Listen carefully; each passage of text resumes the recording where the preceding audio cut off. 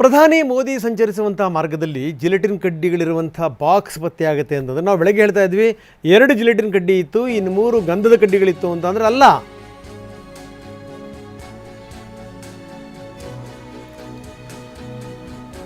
ಇದಲ್ಲ. ಇದು ಆ್ಯಕ್ಚುಲಿ ಏನು ಅಂದರೆ ಈ 5 ಕಡ್ಡಿಗಳಿದ್ದು ಅನ್ನುವಂಥ ಮಾತು. ಏನಿದು? ಸ್ಫೋಟಕಗಳ ಪತ್ತೆಯಾದಂಥ ಸುತ್ತಮುತ್ತಲಿನ ಸ್ಥಳ ಇದೆಯಲ್ಲ, ಅದು ನಿರ್ಜನ ಪ್ರದೇಶ. ಅದು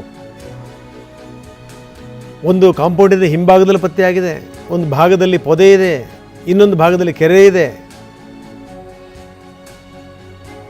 ಎಲ್ಲಿ ಆ ಕಡ್ಡಿಗಳು ಸಿಕ್ಕವಲ್ಲ, ಆ ಪೆಟ್ಟಿಗೆ ಸಿಕ್ತಲ್ಲ, ಅಲ್ಲಿ ಯಾವುದೇ CC ಕ್ಯಾಮರಾಗಳು ಕೂಡ ಇಲ್ಲ. ಯಾರಿಟ್ರು? ಹಾಗಾದರೆ ಹೆದರ್ಸಕ್ಕೆ ಬೆದರ್ಸಕ್ಕೆ ಏನಾದರೂ ಇಟ್ರಾ? ಇಟ್ಟವ್ರು ಯಾರು? ಇದರ ಬಗ್ಗೆ ಪೊಲೀಸರು ತನಿಖೆ ಮಾಡ್ತಾ ಇದ್ದಾರೆ. ಅಂದರೆ ಇಷ್ಟೊಂದು ನಮ್ಮ ವ್ಯವಸ್ಥೆ ದುರ್ಬಲ ಅಂತ ಅನ್ಸ್ಬಿಟ್ರೆ ಬಹಳ ಕಷ್ಟ. ಎಲ್ಲೆಲ್ಲಿ ಯಾರ್ಯಾರು ಏನೇನು ಬೇಕಾದ್ರೂ ಒಂದು ಬಾಕ್ಸ್ ಇಟ್ಟೋಗ್ಬಿಡ್ಬೋದು ಅಂತಂತಂದರೆ ನಾಳೆ ಗತಿ ಏನು? ಇದೊಂದು ಚಾಲೆಂಜ್. ಇದು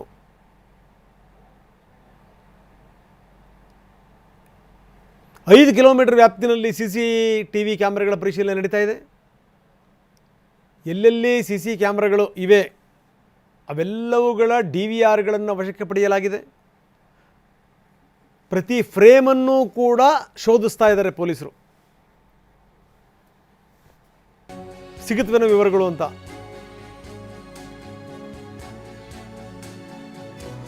ಈಗ ಮತ್ತೊಂದು ಟ್ವಿಸ್ಟ್ ಸಿಕ್ಕಿದೆ. ಈಗ ತಮಿಳುನಾಡಿನಿಂದ ಸ್ಫೋಟಕಗಳನ್ನು ತಂದು ಇಟ್ಟಿದ್ರಾ ಅಂತ. ಹೀಗಾಗಿ ಒಂದು ಪೊಲೀಸ್ ಟೀಮ್ ತಮಿಳುನಾಡಿಗೂ ಕೂಡ ಹೋಗಿದೆ ಅಂತೆ. CC ಕ್ಯಾಮ್ರಾ, ಟವರ್ ಲೊಕೇಶನ್ನು ಎಲ್ಲದರ ಪರಿಶೀಲನೆ ಆಗ್ತಾ ಇದೆ. ಮೊನ್ನೆ ರಾತ್ರಿ ಒಬ್ಬ ಬಂದು ಇಟ್ಟು ಹೋಗಿರುವಂಥ ಮಾಹಿತಿ ಇದೆ. ಅದೇ ವ್ಯಕ್ತಿಯ ಹಿಂದೆ ಈಗ ಬೆಂಗಳೂರು ಪೊಲೀಸರು ಬಿದ್ದಿದ್ದಾರೆ. ಏನಿದ್ರ ಅರ್ಥ? ಬರೀ ಇಂಥ ಸುದ್ದಿಗಳು ಹೋದರೂ ಕೂಡ ಈ ರೀತಿ ಮಾಡುವಂಥವ್ರಿಗೆ ಬೇರೆ ಯಾವುದಾದ್ರು ರೀತಿ ಪ್ಲಾನ್ ಮಾಡೋಣ ಅಂತ ಯೋಚನೆ ಮಾಡ್ತಾರೆ. ಈ ಕೆಲವೊಂದು ಕ್ರಿಮಿನಲ್ಗಳಿರ್ತಾರಲ್ಲ, ಅವರ ತಲೆ ಆ ಕಡೆಗೆ ಹೋಗ್ತಿರುತ್ತೆ. ನೆಕ್ಸ್ಟ್ ಏನಾದರೂ ಬೇರೆ ರೀತಿ ಟ್ರೈ ಮಾಡೋಣ ಅನ್ನೋ ರೀತಿಯಲ್ಲಿ ಆಗುತ್ತೆ. ಇಷ್ಟೊಂದೆಲ್ಲ ಬಂದೋಬಸ್ತುಗಳಿದ್ದು ಹೀಗೆ ಸಾವಿರಾರು ಪೊಲೀಸರು ಅದೆಲ್ಲವನ್ನು ಕೂಡ ನೋಡಿ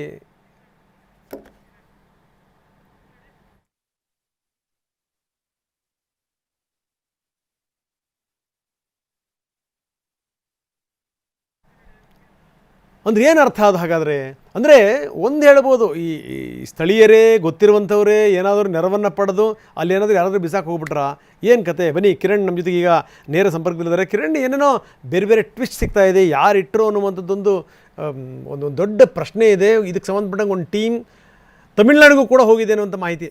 ಹೆಚ್ಚಿನ ಮಾಹಿತಿ ಏನಿದೆ ಕಿರಣ್? ರಂಗನಾಥ್, ಮುಖ್ಯವಾಗಿ ಏನು ನಿನ್ನೆ ಆದಂಥ ಘಟನೆಗೆ ಸಂಬಂಧಪಟ್ಟಂತೆ ಒಂದಷ್ಟು ಇನ್ಫಾರ್ಮೇಷನ್ ಪೊಲೀಸರ ತನಿಖೆಯಲ್ಲಾಗಿದೆ.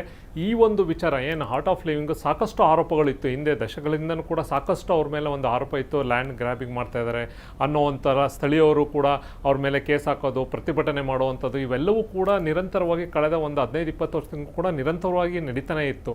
ಈ ಸಂಬಂಧಪಟ್ಟಂತೆ ಒಂದು ಕಡೆ ಈಗಾಗಲೇ ಲೋಹಿತ್ ಅಂತ ಏನು ಕೋರಮಂಗಲ ಪೊಲೀಸರು ಅರೆಸ್ಟ್ ಮಾಡ್ಕೊಂಡು ಕಸ್ಟಡಿ ಇಟ್ಕೊಂಡಿರೋ ಆತನಿಗೂ ಮತ್ತು ಈಗ ಸಿಕ್ಕಿರುವಂಥ ಇದಕ್ಕೂ ಸಂಬಂಧ ಇಲ್ಲ ಅನ್ನೋದು ಈಗ ಕ್ಲಾರಿಟಿ ಬಂದ್ಬಿಟ್ಟಿದೆ. ಯಾಕೆಂದರೆ ಲೋಹಿತ್ಗೆ ಸಂಬಂಧಪಟ್ಟಂತೆ ಆತನ ಲೊಕೇಶನ್ನು, ಆತ ಅಲ್ಲೇ ಇದ್ದ, ಆ ಸುತ್ತಮುತ್ತಲೇ ಇದ್ದ, ಆ ಜಾಗಕ್ಕೆ ಹೋಗಿಲ್ಲ ಅನ್ನೋದು ಪಕ್ಕ ಆಗಿದೆ. ಮತ್ತು ಇದಕ್ಕೂ ಸಂಬಂಧವೇ ಇಲ್ಲ ಅಂತ. ಮತ್ತು ಅಲ್ಲಿ ಯಾರು ಇಟ್ಟಿದ್ದು ಅನ್ನೋದನ್ನು ತನಿಖೆ ಮಾಡಿದಾಗ ಬಹುಶಃ ಈಗ ಸಿಕ್ಕಿರುವಂಥ ಒಂದಷ್ಟು ಬಹುಶಃ ನಾಳೆ ಒಳಗಡೆ ಈ ಒಂದು ಪ್ರಕರಣ ಸಾಲ್ವ್ ಆಗುತ್ತೆ.